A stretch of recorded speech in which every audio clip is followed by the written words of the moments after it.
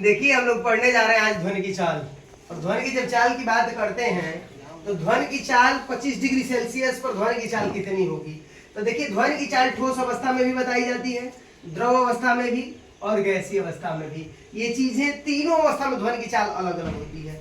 अब मान लीजिए ठोस अवस्था की जब बात करते हैं तो ठोस अवस्था उसी को कहते हैं जिसका आकार और आयतन दोनों निश्चित हो। क्या कहते हैं बंधु? कि जिसका आकार आयतन ये दोनों क्या होंगे? निश्चित। तो जिसका आकार आयतन निश्चित होता है उसको हम ठोस कहते हैं। अब कह लें कि जिसका आकार आयतन, तो देखिए आकार इसका अनिश्चित होगा, अनिश्चित, जबकि आयतन निश्चित होता है, आयतन निश्चित होता है। तो इसको हम कह देते हैं द्रव।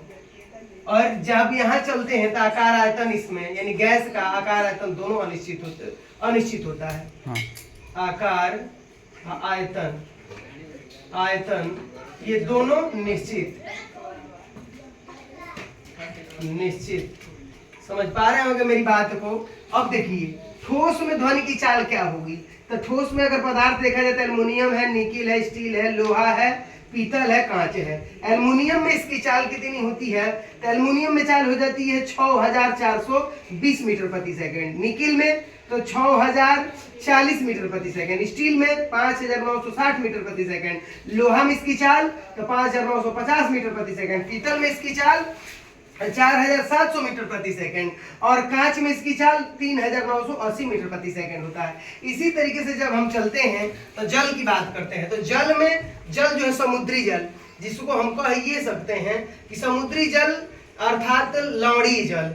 तो लवणीय जल जिसमें नमक की मात्रा हो, इसमें इसकी चाल होता है 1531 मीटर प्रति सेकंड। जल जो है आसुत जल यानी कह सकते हैं कि हम लोग आंख से निकलने वाली पानी, ऐसे जलों में इसका चाल 4998 मीटर प्रति सेकंड। ऐसे ही निथेनॉल नामक एक तत्व है जो द्रव अवस्था में होता है और इस पदार्थ में इसकी चाल होती है 1207 मीटर प्रति सेकंड।